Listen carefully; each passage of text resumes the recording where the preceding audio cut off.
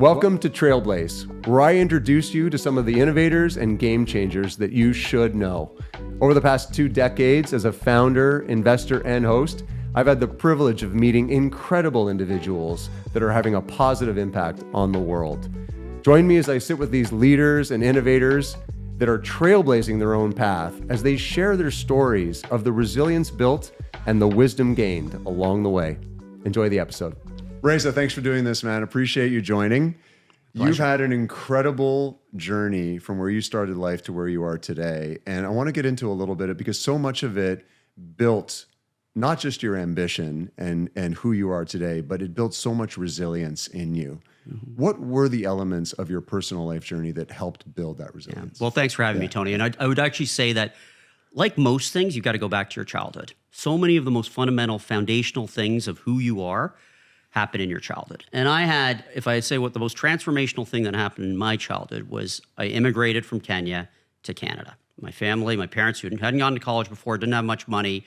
We end up in Canada, and 3 things happened to me. One is I'm in a new country, seeing snow for the first time. Remarkably, I skip a grade, so the Mombasa education system was better than the Toronto one.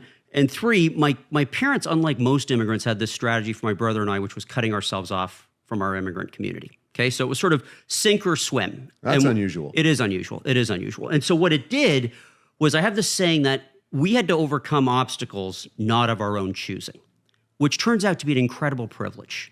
Okay, it doesn't feel that way at the time. Okay, but what you realize is you can actually overcome things. Okay, I wouldn't have chosen necessarily those obstacles, right. But what those obstacles taught me was I can actually overcome a lot, and it inspired over time confidence that I could do things that others perhaps weren't able to do. Did you know at the time that this was building a fortitude in your core that was going to lead you to be able to climb whatever mountain you wanted to climb? I don't think I knew it at the time. I'm incredibly grateful that my parents put us through it because I think it helped build it, both for my brother and me.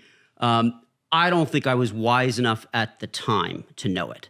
But what I am wise enough to know now is that when I have kids and students come to me and say, oh my God, I'm never going to make it because I had such a hard time as an immigrant, or I had such a hard time because I didn't have any money, or I don't have the relationships. What I say to them is, you got here, okay? Right. You got here. Your path to get here was way harder than the kid who was born with a silver spoon and who had all sorts of connections. So I'm betting on your slope over that kid's slope all day long. And so don't view it as a negative, view it as you learned something about yourself. Was there a moment along the way when you decided that you were going to become a founder and that the elements of your character that had been built from your childhood was there for you to know that you could make it? So look, I would define as my childhood, not surprisingly, given the 3 dimensions I told you, is very much looking in from the outside, okay? And so what I had none of was control. So I had a desperate desire for control, okay? And I saw it as the freedom to actually have a positive impact on the people I cared about. Okay, if I could be free to have a positive impact, starting on myself, but then my family and hopefully something more broad. And what I realized was the only way to get there for me was to be a founder. And so I would say to you, in my early 20s is when I really truly embraced this notion of I want to be a founder because it's the quickest path to get me the thing I most want, which at the time was, I thought, control, power, resources. But ultimately, what it really is, all those things are just tools to have the freedom to have a positive impact. Right. And in your early 20s, the obvious path for a first-generation Canadian. It was the most disappointing call I had to make ever for my parents. So imagine this, an Indian family, me calling them saying, I'm not going to be a doctor. Right. Okay, this was like deathly, right? Instead, I'm going to go into this thing called business and hopefully be a founder. And so, I mean, you have beautiful parents. Yeah, I sure do. You and your brother, are blessed. Yeah, we are. But as with me, as also an Italian, and I know that, family, there is a judgment. Yeah. There is an expectation and then a judgment when you don't go that path. Right. So how did you overcome it with them? Well, look, I think with my parents, it was the 4 of us kind of against the world, right? We moved to Canada and we didn't have this community around us, and we were kind of like, we've got to sort of move forward, okay? And so although it wasn't a conventional choice, my parents ultimately inspired confidence in ourselves, and so they supported it, okay? They absolutely supported it. I think for me, the driving star was early on, I knew I wanted control over my life. And even in being a doctor or a lawyer, I wasn't going to have control over my life that way. They're great professions. I was solving for control. Control leading to giving you an ability to have a positive impact on the people you care about. So what I want to be very careful on, okay, is I think initially I was transfixed by these sort of, control, power, resources, money, power, right? But as I get older, those things are fleeting. What you actually want is the freedom to have a positive impact on people, right? Like I think that's the fundamental desire, not just for a founder, but for most human beings. Yeah. What the founder path gives you is the learning, the credibility, and the resources to be in that position as fast as possible. Well, and you've done it over the 15 plus years I've known you and we've been friends. You've done it way beyond what most founders do in that you have for better part of 20 years or more been teaching. Yeah. Teaching at the University of Toronto, now teaching at Harvard. Yeah. So what got you excited to go down that path? Because that is something that no one usually in the profile that we have that would do normally. Yeah. So teaching for me has become an incredible joy. Okay. So I actually, it's the place where I feel like I can have real impact and it gives me real purpose. But I'd say initially, like most things, you don't know that. What I was trying to do was actually solve a problem that I saw. And you mentioned that I started in Toronto, and the reason I started in Toronto is that's the country, that's the city where we got our break and were able to emigrate to. And what I realized when I came down to Wall Street or to Silicon Valley was that the kids that went to Stanford or Harvard were no smarter than the kids that went to University of Toronto or any other school not named an Ivy League school. And you did work in those places. And I worked in those places and competed against those places. What they had was two incredibly important things, okay? One is they had a set of expectations that were completely different than most kids that I'd gone to McGill with. Okay, they didn't want to write a book. They wanted to win the Pulitzer Prize. They didn't want to be an engineer at Google. They wanted to create the next Google. So this set of expectations is half the battle to actually accomplishing something because the goalpost. And the reason they had that set of expectations was the second key difference was they had exposure to leaders who'd done it beforehand, right? And so suddenly they meet people like me and you, and they see, you know what? These guys are relatable. Right. Like there's not that much difference. Right. Between me and them. Right. There's not that much difference. I can see a path. I can see a path. Yeah. And guess what? This guy started kind of looking like us. He didn't start with very much, just like you, right? And you give them motivation and inspiration that it's possible. And so I think what I really, I wanted to create a path for as many students as possible to sort of view this path as something that they could actually achieve. And of course, I also believe that entrepreneurship is a force for good in the world, right? It's not just about creating a better life for the founder. That founder is going to solve a problem that a customer cares about. He or she's going to employ a huge number of people. And so it rises for everyone, frankly. While you were teaching at University of Toronto and predating Harvard, but throughout this whole piece, you've also been active in the innovation ecosystem, creating an incubator called Next Canada. Yes. And that I've been involved with you along the way as well. Yeah. And there was two objectives there: founder development.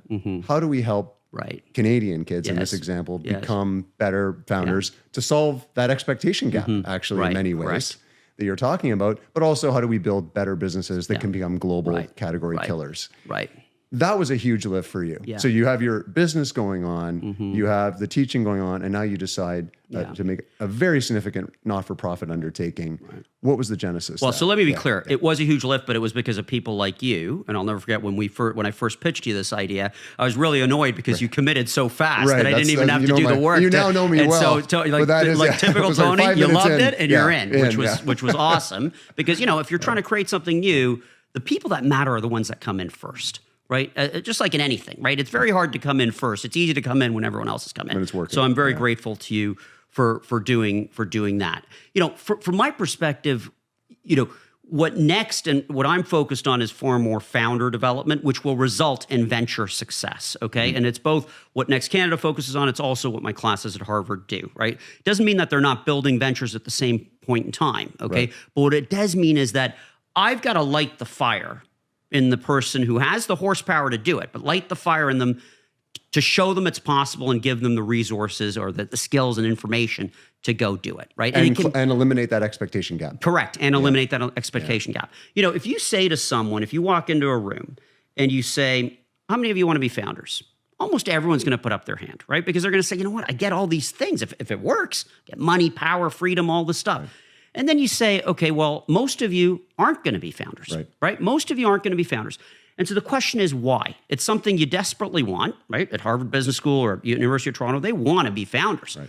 But there's something that blocks them, okay? And after having taught now for 20 years, okay, it's pretty clear to me what blocks them.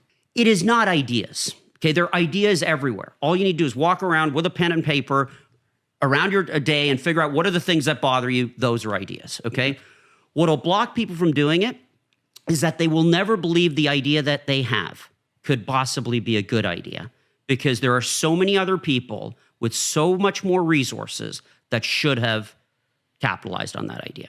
Okay. So Jeff Bezos should never have been selling books because all the bozos at Barnes & Noble, hundreds of them, were selling books, and there are hundreds of people in the strategy department at Barnes & Noble whose only job was to sell more books. So how does a guy that's maybe read a couple of books come along and say, I'm going to be the biggest bookseller in the world?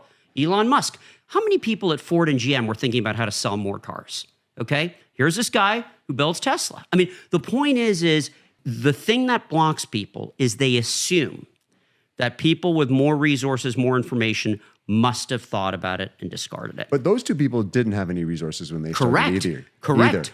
So isn't this back to your same theme of expectations? Absolutely. So, I have a professor at Harvard Business School who 25 years ago had this saying, which I imprint on all my students: entrepreneurship is the relentless pursuit of opportunity without regard to resources currently controlled. The first part is obvious. Without regard to resources currently controlled. It's the second part that matters, okay? You cannot be confined by the information, the money, the power you have today. If you are confined by that, you will build nothing. You're going nowhere. You will build nothing. Yeah. And in fact, what you have to realize is that you must have an insight or something different about you that all those other people at Barnes & Noble and GM, they just missed it for whatever reason, whether it's paralysis, whether it's inertia, whatever it is. There's something about it where you can actually act on it. And so effectively, you're not resource constrained, okay? You can't view yourself as resource constrained, even though you have far less information, far less money, far less power. And you don't control the resources today. Correct. But you have the conviction that you will. That you will. Exactly. That's exactly right. And that's when, okay. How do you get that conviction? So can I tell you how you get that? Right. The first most important thing is, you must commit. Okay, I have this phrase that magic happens when you commit. So here's the thing. None of my students at Harvard are smart enough to go build a business half-time. Others are going to crush them, but yet they think they can do that. Because here's what happens when you commit. So yes, the first piece is obvious, which is you perhaps try harder. You're you're going to do what it takes, all these things. But that's not the magical part. The magical part, and you've felt this, Tony. I've seen it in your career. I mean, think about at Wind and other things, okay? Right. You experience the magic when someone, an investor, a customer, an employee, sees the fear, sees the ambition, sees you almost drowning, and throws you a lifeline. Because they say, that's a kid I want to bet on. Yeah. And that's when the magic happens. And no one knows what they're capable of as a founder until they commit. And I mean, and my big investor who Naguib Sawiris, would say exactly that, right? Yeah. I got excited about it when I knew you were entirely, completely So imagine trying to close him convicted. Not being committed. No chance. Right? You committed and something magical happened. Right. He saw in you the fact that you were going to make this work. It's palpable. You can feel it on someone. You totally can feel it. Yeah. It's like when I invest in a founder, you can feel it. I mean, you do it all day long, right? So I think to your question, the first step is commitment. Okay, the first step is commitment. The second thing I would say is that at the end of the day, what differentiates a founder is judgment. Let's back solve it. How is it possible that so many founders at such a young age can do things they've never done before? Okay, like let's take Michelle Zatlyn at Cloudflare. Yeah. Michelle had never managed anyone prior to creating Cloudflare. Right. Didn't have the background. Right. She now launches Cloudflare. 2 years later, she's managing 100 people. 5 years later, she's managing 1,000 people. So you'd say to yourself, well, every textbook says management is a learned skill that takes a lot of time, et cetera, et cetera. What founders get is the benefit of what I call exponential learning. Okay, and I define learning very clearly. I define learning as making consequential decisions that you are accountable for. The reason they're consequential is because they matter to you. It can be as simple as signing an office lease, whatever it may be. But the reason they're decisions is because they're clouded in uncertainty.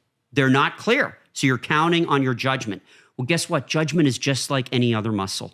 the more you exert it, the better you get at it. And so what founders have the benefit of is testing their judgment repeatedly. Yeah, all the time. All the time. Yeah. Because every decision they're making is with scarce resources, right? They've raised a little money. They got to decide whether to hire this person or that person. They got to decide whether they get a fancy office, less fancy office. Those are all decisions that really go to your judgment. And they're accountable for it. Immediately accountable for it. It's not a big organization. It's not an advisory. Right. Like, if you're working at a consulting firm, an investment bank, at the core, you're not making decisions. You're just advising someone else to make decisions, right? Yeah. That's you don't a big pay for difference. it when it's wrong. So I think commitment and being a focal point on increasing your judgment, like making those decisions and realizing you're going to get some of those wrong, but you're going to learn from it. Those are two of, in my learning, the most important things. Right, so you had those things. You're a founder from, as you say, in your 20s. You had the difficult conversation with your parents. You broke free from the mold. You did it. Yeah. You didn't have, like any of us, including myself, none of us had a straight line to great success. Correct. Most difficult moment and how you overcame it. Being a founder is fraught with crisis. Right? Meaning it is just fraught with crisis. You know this. I mean, you've gone through so many, it's like that Monty Python skit where like you keep losing your limbs and you're like, I'm still alive, I still have an arm. I'm still alive, okay? So that's exactly it. So I would say I've had the good fortune of building a few businesses, and every business there has been a crisis, okay? But here's the thing about a crisis, and what I learned was, this phrase of don't waste a crisis, because you learn so much from it. You learn about who are really there at your side, who's going to bail, who's made of the stuff especially that you want. Especially in an existential one. Right, exactly right. Who you're going to go to war with. They actually serve a real purpose, even though at the time they feel terrible, right? And so, I've certainly had my share of crises. Perhaps the most damaging one was probably the one where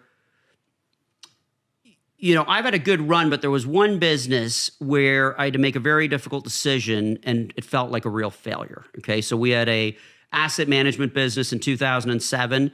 I reverse engineered my partners based on skill set. Big mistake. Okay, you gotta engineer your co-founders based on values and objectives, right? Alignment, and I did this very much on skill set and do they fit the bucket? Let's make the perfect thing. And of course, what happened was when the financial crisis hit, we didn't have the stability from a founding team perspective to make it work. And so I made a proactive decision to return the capital and effectively fold the firm up, okay?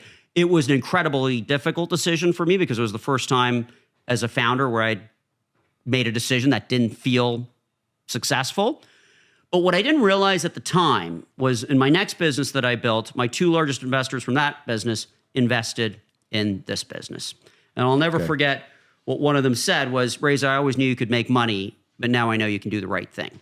Because the reason I did that was because I was protecting their capital. And so I didn't have the foresight necessarily to think that this was going to end up being helpful to my next business. So you knew it was the right thing. But I knew it was the right thing to do. And as a founder, when you do the right thing, it may not always feel great, but it'll always end up accruing to your benefit. I mean, look, you've met a lot of founders. I have too. How many return capital when it's not working? Right. It's a hard thing to do. That's a really hard thing to do. Yeah, it's a hard thing to do. It's a hard thing to do. You felt like that was a failure for you. Yeah. You now, in hindsight, know that, in fact, it built great relationships. Built amazing relationships. It did. Yeah. What would you say to people, though, that are facing that, call it impossible moment, need to make the difficult decision, know they need to make the difficult decision at their own peril? Yeah. How do you help people see beyond the other side of it and that life goes on? So let's take an extreme example, because I think this is another thing founders can fall into, which is take exactly what you said and now move it into the gray zone. Okay, meaning as a founder, there are tempting ways to cut corners. Right? There's tempting ways, and you've got so few resources, you got intense pressure. And you can rationalize a lot of it. You can rationalize a lot of it. And so what I like to say is the only thing of value you have as a founder at the end of the day is your reputation. Because just like that moment when Naguib invested in you, it's because he looked in you and he said, I see something. I see something good. I see something powerful. Right? If he was concerned about noise around any reputational issues, there's no chance he would have invested in you. Zero chance, right? 0, 0, 0. So, I have a phrase as a founder, which is if you're involved, you're responsible. So as one of the things you don't get to do as a founder is to say, oh, this wasn't my fault. I didn't, I wasn't, someone else did this, right? So I think it's just much easier as a founder to just realize that if you're involved, you're responsible. So if you see it, you're responsible for it. Yeah. And at the end of the day, you got to act. It's actually a rational decision to do the right thing, right? Because doing the wrong thing, there's like, okay, yeah, you may make a little bit of money or something like that, but just think of the downside to your life of, that money you can recover, reputation you cannot. And so I think it's one just, and done on reputation. Yeah. You cannot recover. And we see so many founders who make this choice, this bad choice, and it's not only is it morally wrong, but it's actually, if they just thought about it from a probability return perspective and included reputation in there and all the things that gives to you, it would never make that decision. You would never make that decision. And I think, and I'm just also saying these points of crisis and difficult decision making, as a founder, I know nothing's going straight up and to the right. There's always going to be bumps in the road. Yeah. And so as a founder, you've got to want to be the guy or the gal that's making the call in those situations, right? Yeah. Like you got to realize no decision is a decision. So many people in the face of that crisis just are paralyzed, right? They're just paralyzed because they think, okay, I'll wait, I'll get more information. Yeah. Well, just remember that's a decision. Yeah. And that decision may be as or more painful than acting on it. Yeah. It's amazing how people take time out of the equation and just say, well, I can just sit still. No. You're not costly. Sitting still. Time is really costly. Yeah, you're not sitting still. Time is really costly. Yeah. It's like when you've got an employee that's not contributing. Human nature. I mean, I feel it. Human nature is to give that person more time, chance. Right? Yeah, they've got a family. Yeah. It is always the wrong thing to do, right? Because what you don't realize is the impact that person has on the rest of the team's culture, which is they're saying, oh, well, the founder's willing to accept this. Yes. Right. It's always better to terminate that person, however hard it is, in order to save the business for everyone else. Absolutely. But this especially is exactly in the early going. Yeah, absolutely. Right? Yeah. When you're at well, then you've got very few chips. Right. Right. Yeah, so it's these difficult decisions that, if you think about it as a founder, that ultimately will make or break the company. Reza, we're here in Muskoka. You and I are both keen on longevity. I guess maybe I think you're a little more keen than I am. But the world needs more of us. I think that's what we want to live for. Right. I'd like to say we're a group of narcissists that think the world would be much worse if we died anytime soon. You've had an incredible longevity journey yourself. Okay, so you've obviously built businesses. You had multiple exits. You've been a CEO. You've been a chairman. You've raised capital. Teacher, Harvard, U of T. Founded an incubator. Done all sorts of charity work. I'm involved in some of your charity work all over the place. You are a busy person. Mm-hmm. Family as well, right? Like kids as well. Yeah. And when I first started talking about longevity, you looked very different than you look today. Your energy level was different. Yeah. Your posture was different. What was the moment that made you want to switch gears, and how has the longevity journey been for you? Yeah. What's been easy and what's been difficult? Yeah. I saw success as having a healthy, happy family, making money, having an impact on others. My health was not even on the radar screen. Right. Okay. It was so far below all these other things, right? To the extent I was worried about existential things, it was, okay, what kind of an impact am I going to have on people? Right. Okay. Yeah. Legacy. Legacy. Yeah. Okay. And so, I think what happened was I started interacting with people like you who seem to have all those things, but also were keeping themselves really healthy, therefore being able to do those things for presumably a lot longer than I might, okay? Right. And what I also realized that it was no different than many of the other things I was doing in my life. Meaning when I build a business, you have a vision and you go execute on that plan, right? When you build a charity, you have a vision, you go execute on it. And you guys had, I met people like you who said, I'm going to live to 120 or more. I remember the first time I said that to you, the way you looked at me. I was just in shock. You guys even more crazy than I remember. I was like, I might take 75 to 80. I would trade that, okay? And suddenly there's a guy who I respect and love who thinks that they can do this. And so I think that, there were a few people in my life who were clearly people I respected and who found time to maintain their health and optimize it. Not only found time, but seemed to get a lot of energy from it, okay? And I think that was the light bulb moment for me, was that this wasn't a negative to all the things that I was trying to do. This wasn't going to take time away. This was something which was actually going to give me even more power. Right, add time. Okay. It was like in my brain, in my little brain, I was like, oh, an hour working out is an hour not working or an hour not building something. Right. When in fact, an hour working out or an hour doing meditation or whatever it is was going to make the other set of hours far more powerful. Yeah. Okay. So I think there was sort of a mental realization, okay, that occurred and really inspired by, I think, people I respected who were on this journey. Okay. For me, I think that once I realized this was important to me, there were a few things that I needed to do on this journey to make it work for me. One was I have to have data in order to make good health decisions. So just like running a business, you want data, so what I realized was suddenly you can get data. So I started with this glucose monitoring system, which to me, because I've got a very bad family history of cardio issues and diabetes issues, it was fascinating to real time to be able to see what would happen when I had a latte from Starbucks. So this is a real-time glucose monitor. Yeah, either the Dexcom or the Libra. App connected, and you're seeing right your glucose as you ingest food, right. as you ingest liquids, your glucose level changes. Correct. So as an example, I would be rushing through an airport and I'd be like, okay, I'm going to be healthy and I'm going to have a whole wheat Subway sandwich, okay, because that's healthy. Right. Now, I would have fooled myself with that forever until I got this monitor. And I'm looking at it. I'm having this so-called whole wheat Subway sandwich. Healthy sandwich. Healthy, so-called, right? And my glucose level is going through the roof. Disastrous literally, for you. I'm going to blow up. Right. I'm literally going to blow. I feel like I'm going to blow. Like, I don't feel that way, but I'm looking at the machine, which is telling me, my body's telling me, you are an idiot. Okay, you are a complete idiot. Yeah. And guess what? I'll never have that sandwich again. Right. You could have told me not to have that sandwich, and I probably would have had that sandwich. Yeah. But seeing it real time and knowing that's connected to my bloodstream and I can see what it does. Got it. Transformational. It's transformational. Yeah. And these things are so great. I mean, even things like if I have a coffee with milk and without milk, it makes a big difference. Right? So it really, for me, as someone who likes data, that sort of customized data has a real impact on me. And so, on the Oura Ring, all these wearable devices, I think, for people like me, they're a game changer because suddenly you can't just pretend that it doesn't really affect you, these choices. You're actually seeing it. So for you, it's been bringing devices into your life that are showing you really how the impact of real-time decisions. Yeah, correct. And giving you all of that data around those real-time decisions. Yes. And then it becomes relatively easy for you to make a choice that's better for you. Correct. Because then, or said another way, and it's a flip of what you just said, is I won't make stupid choices. Right. I'm still working on making the best choices, but what I don't do anymore is make stupid choices, right? Like I know having a piece of white bread is idiotic for me.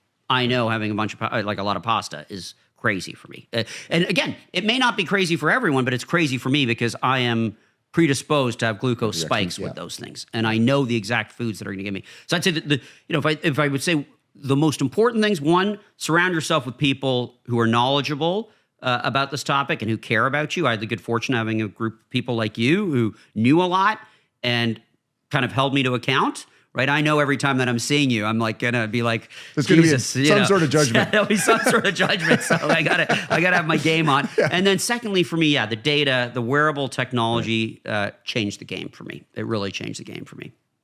Awesome. So I think those are the two things. And I think initially I was very focused on things like weight, alcohol intake. Right. H1AC, sort of glucose levels. The table stakes things that we all hear about. Right, correct. Yeah. But again, through interactions with people like, I call them my psychotic friends like you and others who are focused on, third level health stuff. I'm starting to think much harder around sleep, meditation, things like that.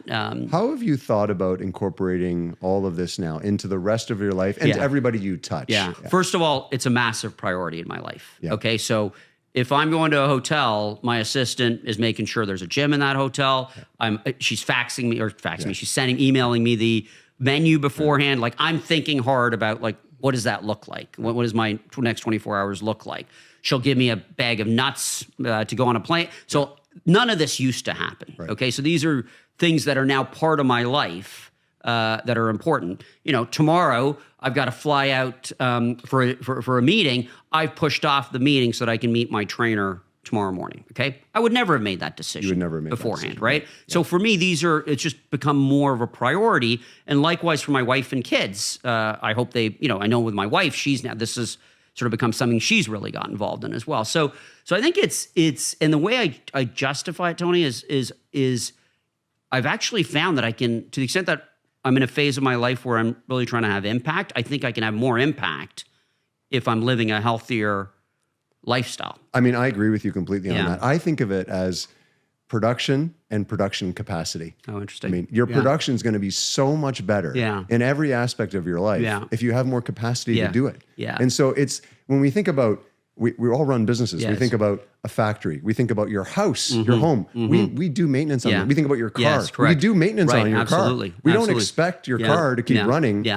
without maintenance. Yeah, right. We don't expect our house to keep working. We don't expect our business Why to would keep we expect working. our body to? Why would we expect our body to just be okay? The other thing, and this is the next phase for me, and I look to you for inspiration on this, is the whole mental piece, like the whole sort of spirituality, mental piece, how you think, positivity. I said this to you this morning. When you walked into the room, I was like, the whole place felt more positive. Okay. And there's an aura about it. Right. So I think that's a real gift in terms of longevity as well. Right. If you're focused more on the positives that are going on in your life, right. And you bring out the best in others, it's a gift. And so I think for me, that's a place that I'm trying to transition to, because, I would say that a lot of my life was around sort of paranoia and risk mitigation and all that sort of stuff. Well, those are the things, and ironically, those are the things in many ways that give us the necessary strengths and skills to be doing the things that we're doing, right? And it's so interesting how it becomes a detractor.